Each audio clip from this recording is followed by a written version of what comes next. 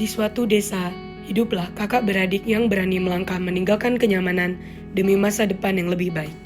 Ambon, Rimbun, Ya Bu, ini peninggalan dari ayah kalian. Jaga baik-baik ya, bukan hanya sebagai benda, tetapi juga sebagai pengingat tentang siapa kalian sebenarnya dan dari mana kalian berasal.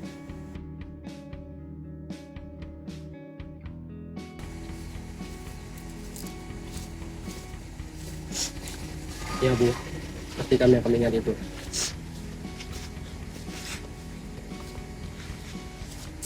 Benar Bu, kami akan ingatnya. Kami pergi bukan untuk meninggalkan, tapi kami kembali untuk membawa apa. Ambon dan Rimbun pun berangkat. Namun, perjalanan menuju harapan tidak selalu mudah. Bang, ya Rim, ini masih jauh lagi nggak ya? Kenapa Rim? Nggak tahu, aku tiba-tiba pusing banget. Tahan bentar ya Rim, kita cari rumah sakit terdekat Rim. Rim, kamu kenapa Rim? Rimbun pun segera dilarikan ke rumah sakit terdekat. Sesampainya di rumah sakit, Ambon bertanya kepada dokter. Dok, dia saya kenapa ya? Dia tadi tiba-tiba pingsan waktu dia bilang habis pusing. Pak, adik bapak baik-baik saja. Dia cuma jatuh koma. Tetapi saya sarankan dia untuk tinggal di ruang rawat inap agar bisa dirawat oleh suster. Itu saja. Baik dok.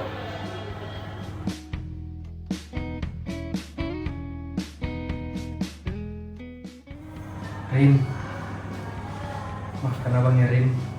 Abang belum bisa temenin kamu sampai sembuh.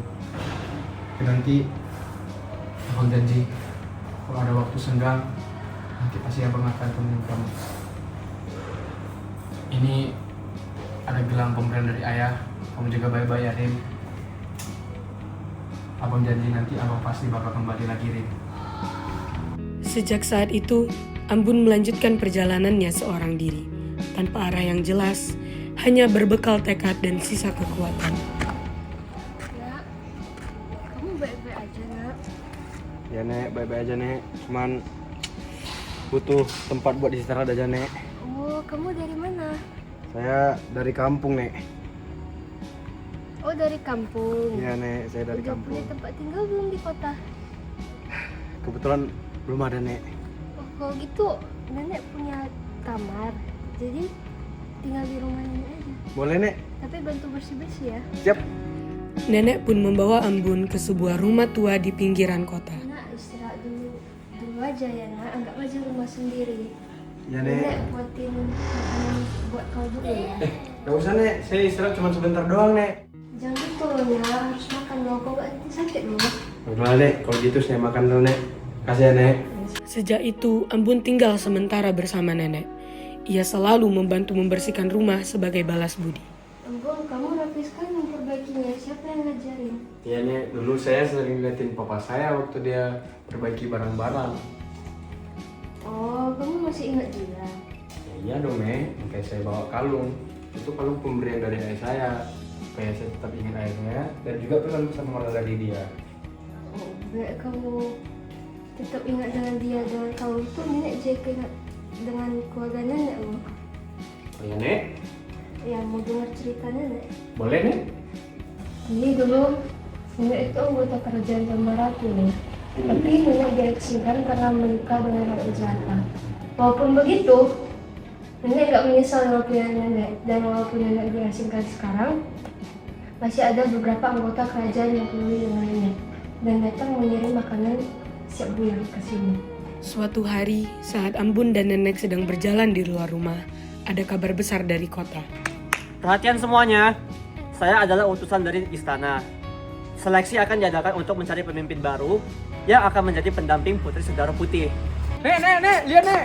Ini kesempatan buatku Nek. Wah, cobalah Bun, siapa tahu ini menjadi kesempatan yang bagus buat kamu. Doain ya Nek. Ambon pun mendaftarkan dirinya dan hari seleksi pun tiba. Ambon merasa gugup, namun ia mencoba melawannya. Tahap demi tahap, semua Ambon lewati dengan tekad yang kuat. Bagus. Kamu punya wibawa untuk menjadi seorang pemimpin sekaligus juga menjadi pendamping Putri Sedara Putih.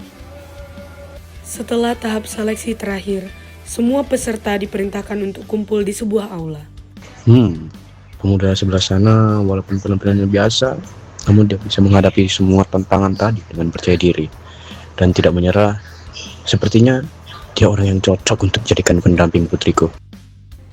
Ayah, siapa pemuda yang berpenampilan sederhana di sebelah sana? Tadi saya lihat performanya seperti orang yang telah menghadapi banyak hal.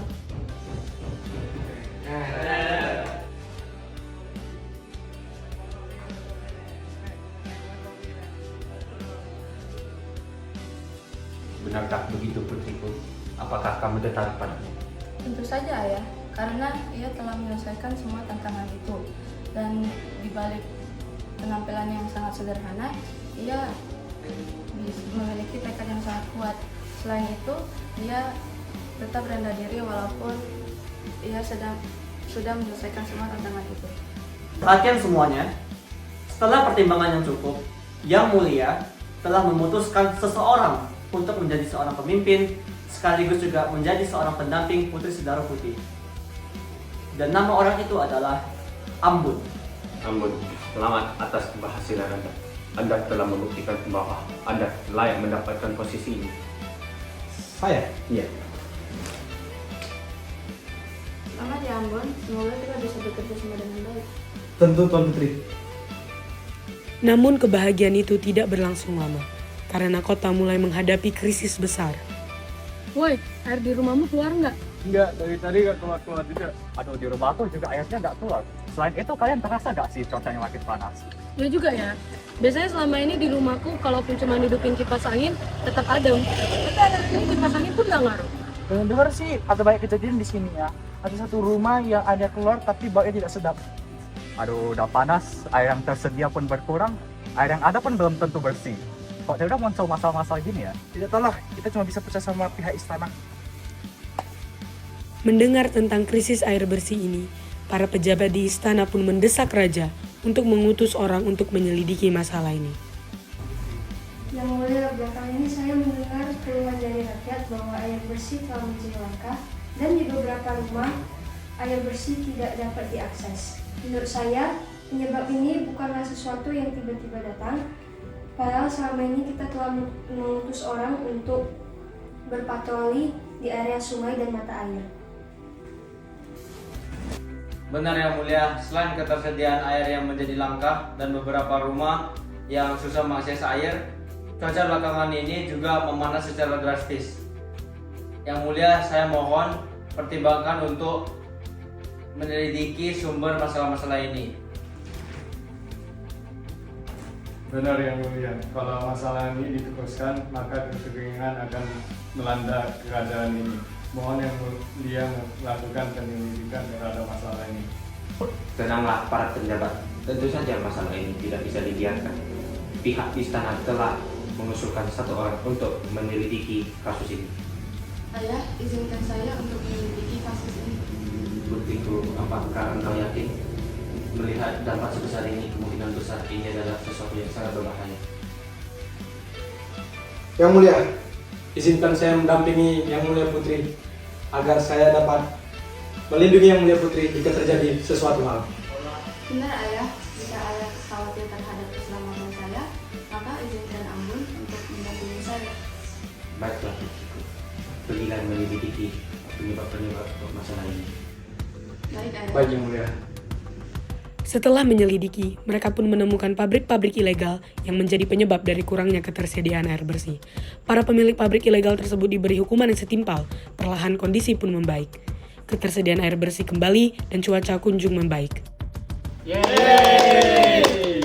Akhirnya air kita nggak kotor lagi ya. Iya, cuaca juga sudah mulai membaik berkat Ambon dan Putri. Syukurlah, kalau tidak ada mereka, kita masih akan menderita sekali. Mereka peduli banget sama kita ya. Tak lama kemudian, atas tawaran dari Putri Sedaro Putih, Rimbun dibawa dan dipindahkan ke istana untuk dirawat di sana. Setelah sampai di istana, dokter istana langsung memeriksa kondisi Rimbun atas perintah Putri Sedaro Putih. Rim. Rim? Kamu udah sadar, Rim? Rim? Bang, Ya, apa Rim? ini gimana ya bang? Ini kita lagi di istana, Rim. Hah? Kok bisa? Ya, jadi Ambun pun menceritakan apa yang ia alami setelah Rimbun koma hingga saat ini. Wah, ternyata abang sudah melalui banyak hal ya saat aku koma. Iya dong Rim, abang udah lalui banyak sekali. Oh ya, by the way, kamu harus minum obat dulu ya. Ini obatnya abang taruh sini. Soalnya kata dokter juga kamu masih dehidrasi. Takutnya nanti kamu capean terus sakit lagi. Sembuh ya Rim. Oh ya bang, bagaimana kabar ibu? Apakah dia sehat? Untuk itu, abang minta maaf Rim. Gara-gara jaga kamu, abang gak rutin buat kabarin ibu. Tapi terakhir kali abang kabarin ibu sehat kok. Oh begitulah. Syukurlah. Syukurlah. Ambun, Rimbun, bolehkah aku masuk?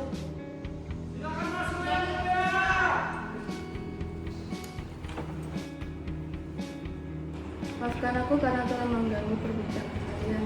Tapi tadi aku dengar Rimbun kangen dengan kalian ya? Benar yang mulia Putri. Rimbun memang kangen sama mama. Kalau begitu, bagaimana jika kita mengundang ibu kalian untuk tinggal di sana?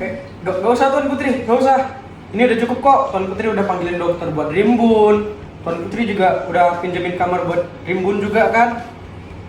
Gak usah Tuan Putri, takut merepotkan. Ini semua udah cukup kok. Gak apa-apa, ayolah Ambun. Selain kamu dapat membahagiakan ibu kamu juga dapat mengabulkan permintaan Rimbun untuk bertemu ibu kalian. Baiklah kalau begitu yang mulia Putri. Saya terima tawarannya. Akhirnya, Ambun, Rimbun, Ibu, dan Putri Sedaro Putih hidup bersama di kota. Ambun dikenal sebagai pemimpin yang tangguh dan peduli rakyat. Bersama, mereka membangun kehidupan yang lebih baik, tidak hanya untuk diri mereka sendiri, tetapi juga untuk masyarakat luas.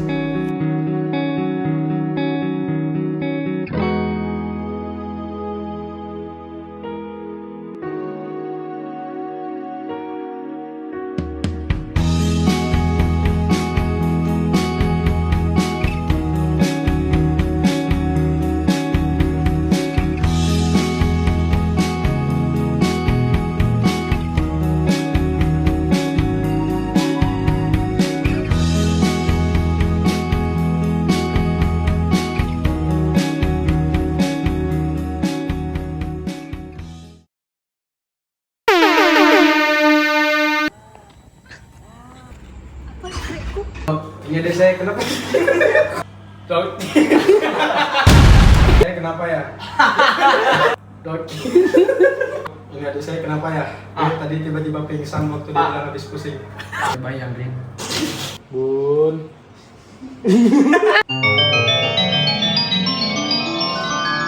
Ambun.